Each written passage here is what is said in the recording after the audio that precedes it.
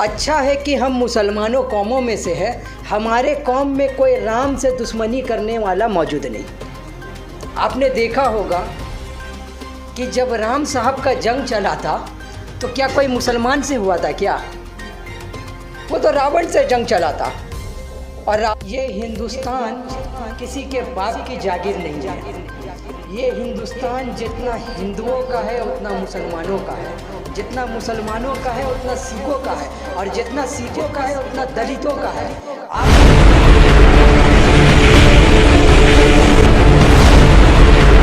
रावण किस कास्ट को मानता था, वो कहाँ से था, उसको आप उठा के देखिए।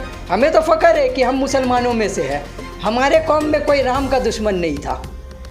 जी, बहुत अच्छी बात आपने कही। और आपने देखा है कि आरएसएस के जो हेड हैं मोहन भागवत ने कहा कि 5 साल के अंदर जो है भारत अखंड भारत बन जाएगा, यानी बांग्लादेश, पाकिस्तान, अफगानिस्तान, श्रीलंका सब हिंदुस्तान में शामिल होकर। तो ये लगता है आपको संभव या ये मजाक है?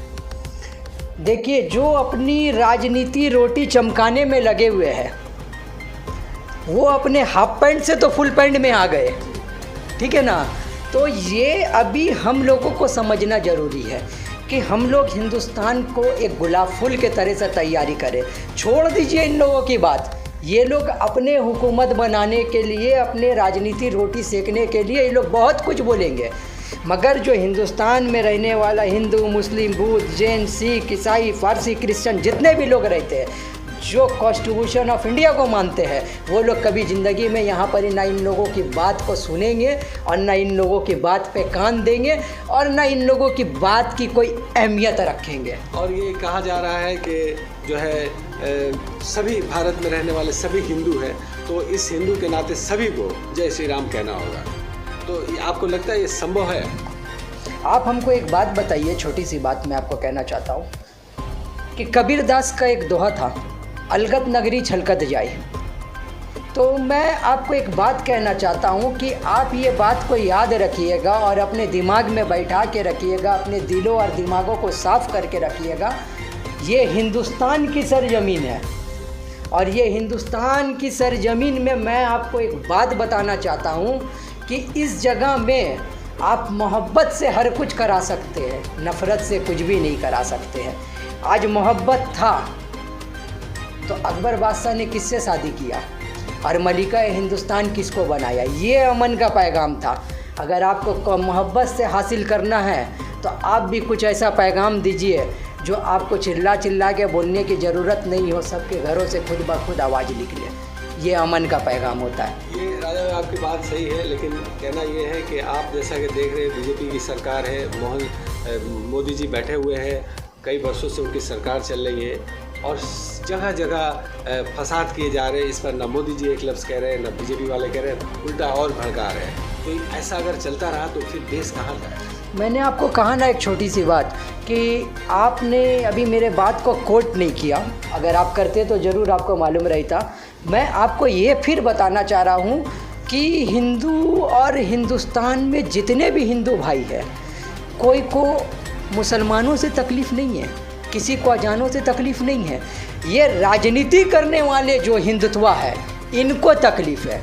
तो मैं इनके वजह से उनके ऊपर में उंगली नहीं उठाना चाह रहा हूँ, मैं इनको बोलना चाह रहा हूँ कि ये जो राजनीति से जुड़े हुए हैं और जो लोग ये मोटिव बना रहे हैं, ये उन लोगों को तकलीफ़ है। आप देखिए, आज गुजरात के एक स्वामी जी सामने आए, उन्होंने कहा मुझे मुसलमानों से तकलीफ़ नहीं, मुसलमानों के अजानों से तकलीफ़ नहीं। तो वो कॉन्स्टिट्यूशन ऑफ इंडिया को मानने वाले शख्स है।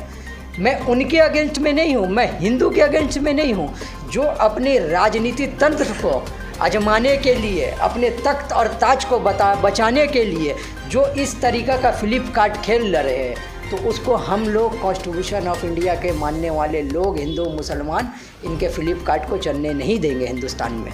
अच्छा, लेकिन आपने देखा है कि आप अगर देखा जाए कि भारत सिर्फ जो है हिंदुत्व मानने वालों की नहीं है, बल्कि आपने देखा है कि महाराष्ट्र में उद्धव ठाकरे और संजय रावत ने मिलकर एक कानून बनाया है कि जहां अजान होगा उससे 100 मीटर की दूरी पर हनुमान चालीसा अगर करना है तो कर सकते हैं, अजान के टाइम में नहीं, अजान बाद हो। तो आपको क्या लगता है कि अभी भी ऐसे लोग हैं जिसकी वजह से देश जो है, आप फूल का गुलदस्ता जैसा बोलना चाह रहे थे वैसा है? जब इंसान का किसी चीज़ से भरोसा उठ जाता है तो वो कोर्ट का रास्ता खटखटाता है। अब कोर्ट पे जाए, कोर्ट से अपील लेकर आए। तो इनका फैसला कैसा लगा आपका?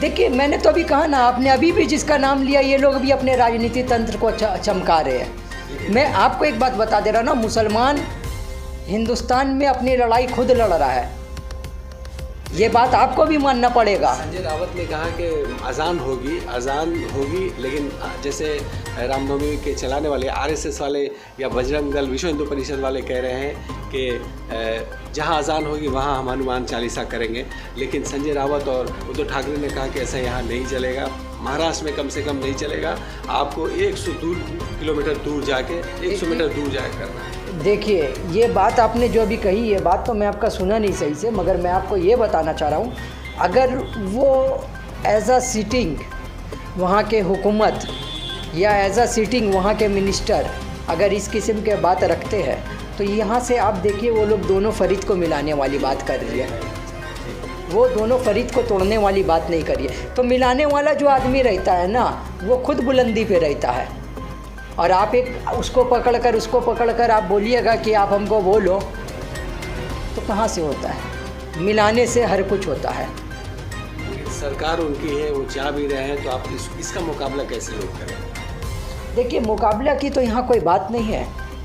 क्या हनुमान चालीसा को आप नहीं मानते हैं? हम नहीं मानते हैं, हम लोग सब मानते हैं और दिलों और जानों से एहतराम करते हैं। जितने अपने मजहब का करते हैं उतने उनके मजहब का करते हैं। तो उठे, हम लोग भी फजर की नमाज़ 4 बजे भोर में पढ़ते हैं, आप लोग भी हनुमान चालीसा 4 बजे भोर से पढ़िए, हम लोगों को तकलीफ़ नहीं है, हम लोगों को सुनने में और अच्छा लगेगा। बहुत जगहों में देखा गया रामनवमी का जो रैली था, जुलूस था, उसमें मुसलमान भी पानी बांट रहे थे, फूल बांट रहे थे, आखिर क्या कारण है, कैसे क्यों कर रहे थे? कारण कुछ भी नहीं है, ये तो अमन का पैगाम है, मुसलमानों का काम है। मुसलमान कौम एक ऐसा कौम है, हम लोगों का कौम एक ऐसा कौम है जिसमें खुले लफ्ज़ में लिखा हुआ है कि तुम्हारे दरवाज़ा में अगर कोई भी मेहमान आए, जिस भी जात से हो, जिस भी कास्ट से हो, अपने घर पे खाने का भी नहीं रहो तो कम से कम उसे पानी पिला के भेजो। ये मुसलमानों का हक है, ये मुसलमानों का फितरत है। एक यहाँ तहजीब चलती थी, गंगा जमनी तहजीब जी, लेकिन जो हिंदुत्व के मानने वाले उनका कहना है कि गंगा जमुना तो समझ में आ रहा है कि गंगा नदी है, जमुना नदी है, लेकिन ये तहजीब बीच में कहाँ से है? देखिए, ये गंगा नदी है, ये जमुना नदी है, और ये तहजीब बीच में कहाँ से आया, तो मैं आपको ये बात एक काट के बोल देता हूँ। अगर आप बंगाल में देखे होंगे तो बंगाल में आपको गंगा जमुना तहजीब मिली होगी, मिली या नहीं मिली?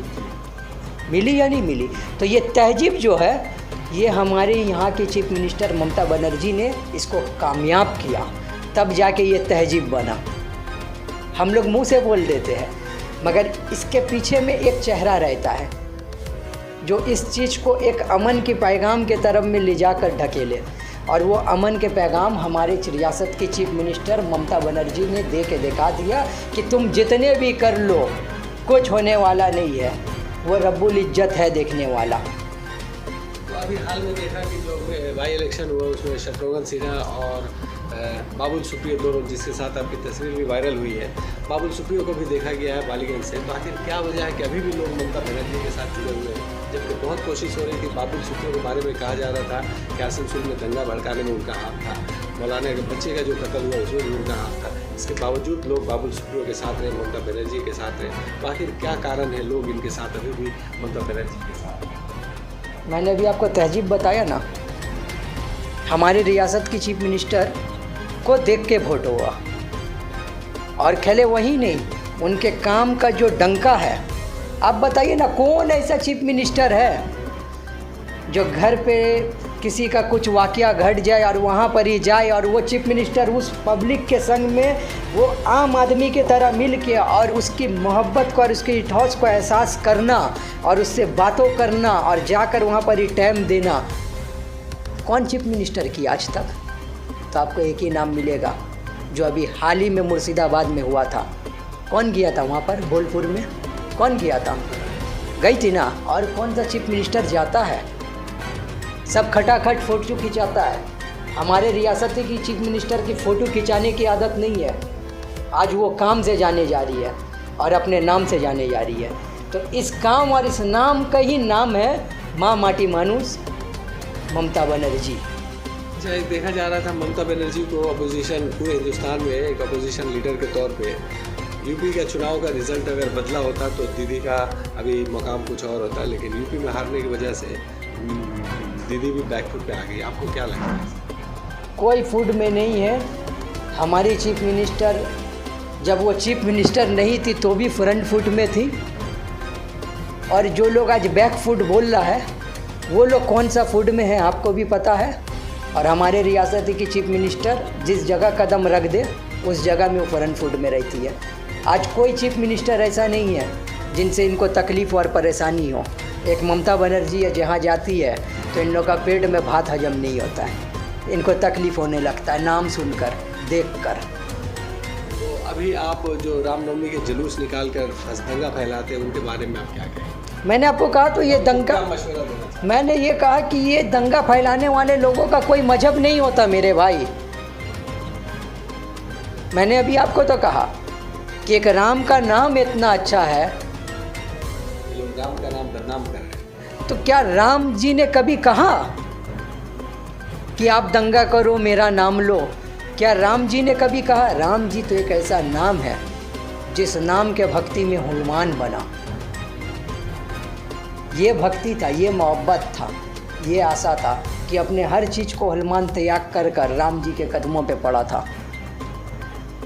तो ये होता है राम जी की भक्ति, ये सब कुछ नहीं होता भक्ति। तो उनके लिए आपका क्या मैसेज है? मेरे लिए कोई भक्तों के लिए देखिए, मेरे लिए कोई मैसेज नहीं है। मेरे लिए यही मैसेज है कि मैं हिंदुस्तान के कॉन्स्टिट्यूशन ऑफ इंडिया के मानने वाले लोगों को मैं यही पैगाम देना चाहता हूँ। हमारे हिंदू भाइयों को, हमारे मुसलमान भाइयों को, हमारे सब भाइयों को ये पैगाम देना चाहता हूँ कि ये लोग जितना भी जो कर दे, जितना भी जो भी बोल दे, आप वही चीज़ कर कर दिखाइए जिस तहजीब से हिंदुस्तान जाना जाता है, ताकि ये अमन की पैगाम, हिंदुस्तान की पैगाम दुनिया के कोने कोने में जाए कि यहाँ पर हिंदू भी एक है, मुसलमान भी एक है, सिख भी एक है। और ये पैगाम हम लोग सब मिलकर इंशाअल्लाह चाहेंगे बहुत जल्दी जाएगा। शुक्रिया, बहुत शुक्रिया। ये थे शेख राजा और इन्होंने खुलकर अपनी बात रखी। इन्होंने ये भी कहा कि बंगाल एक ऐसा स्टेट है जो पूरे देश को एक मिसाल पेश कर रहा है। यहाँ पर सभी सिख, हिंदू, मुस्लिम, सिख, ईसाई सभी मिल के रहते हैं, और अगर किसी को कुछ सीखना है तो ममता बनर्जी के क़यादत में चलने वाली इस रियासत से सीखे। बहुत शुक्रिया शेख राजा हमारे साथ बातचीत करने के लिए। दूसरे अपडेट के साथ फिर मिलेंगे। हाय दोस्तों, नमस्कार, आदाब। मैं जावेद अख्तर और आप देख रहे हैं जनता टीवी हिंदुस्तान।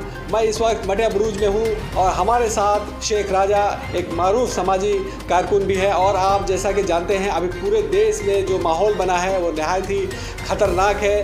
रामनवमी हो या और भी दीगर मामला हो, सभी मामलों को लेकर एक तरह से देखा जाए मुसलमान टारगेट पर है और उनके ही इलाके में दंगे भड़काए जा रहे हैं। अभी हमारे बंगाल भी इससे बचा हुआ नहीं है जैसा कि आप देखते हैं, लेकिन ममता बनर्जी चूँकि यहाँ पर है इसलिए यहाँ पर फैल नहीं पा रहा है। आप जैसा कि जानते हैं शिवपुर में हुआ, लेकिन इससे बड़ा दंगा दिल्ली के जहांगीरपुरी में हुआ, उससे भी बड़ा राजस्थान में हुआ। इन्हीं तमाम मुद्दों पे बात करेंगे शेख राजा से। और आप जैसा कि जानते हैं कि जुझारू नेता है और बहुत खुल के अपनी राय देते हैं। राजा भाई, ये बताइए कि आज देखा जा रहा है बीजेपी की हुकूमत में चारों तरफ पूरे हिंदुस्तान में हर जगह रामनवमी का एक जुलूस निकाला गया और सिर्फ मुसलमानों को टारगेट किया गया, उनकी मसाजिद पर झंडे गाड़े गए और कहा गया कि भारत में रहना है तो जय श्री राम कहना है। आप क्या कहेंगे इस पर? सबसे पहले सलाम, नमस्कार, सत श्री अकाल।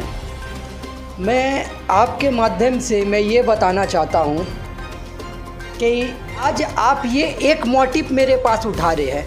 आप एक बात बताइए, क्या दलितों पे भी तो हमला हो रहा है ना?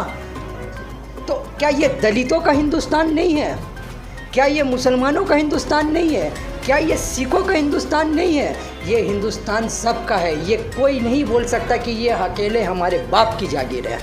और मेरा आपसे बोलने का मकसद यही है कि मैं ये आपको बोलना चाहता हूँ कि परिशुद्धम राम एक इतना अच्छा नाम, और इस नाम को कुछ लोग जो बदनामी की साजिश की तरफ लेकर जा रहे हैं और इनको ढकेला जा रहा है इस नाम को। तो मैं आपको एक बात बताना चाह रहा हूँ, क्या आप वो चीज़ अगर मुसलमानों के बीच में आप चाहते हैं कि कोई उनका नाम ले, तो ये आप मोहब्बत से करा सकते हैं, नफ़रत से नहीं करा सकते हैं। नफ़रत से तो फिर तारीख गवाह है, नफ़रत से तो फिर तारीख गवाह है। अगर हमारी तारीख को देखना है, हमारे बाप दादा की तारीख को देखना है, आपकी बाप दादा की तारीख को देखना है, तो हिंदुस्तान में जो इंडिया गेट है, उस इंडिया गेट में कितने मुसलमानों का नाम है जो देश के लिए शहीद हुआ है, जाकर हमारी और आपकी बाप दादा की तारीख को देख लो। लेकिन ये कहा जाता है कि हमने पाकिस्तान दे दिया है, फिर आप यहाँ क्या करते हैं? हमें क्या मतलब है पाकिस्तान से? हमारा तो मुल्क हिंदुस्तान है, हम पाकिस्तान को क्यों मानेंगे? हम हिंदुस्तान में पले बड़े, हम हिंदुस्तान में जिए, हम हिंदुस्तान में हमारे बाप दादा ने मरे और इसी मिट्टी में मिल गए। हमें पाकिस्तान पे फ़ख्र नहीं है। पाकिस्तान में जिसको फ़ख्र होगा वो पाकिस्तान की बात करेंगे, हमारा वतन हिंदुस्तान। जिन लोगों को देखा जा रहा है झंडा गाड़ है मसाजिद में, वो ऐसा लगता है कि दिन भर में एक ही बार खाना खाते हैं, इसलिए बदन में उनका कोई गोश्त नज़र नहीं आता, मांस नहीं रहा। आखिर ये लोग कौन है, कहाँ से आ रहे हैं, क्या कर रहे हैं, क्या करना चाहते हैं? देखिए, मैं आपको साफ़ सुथरा और सीधे लफ्ज़ में एक बात कहना चाहता हूँ। ए अल्लाह,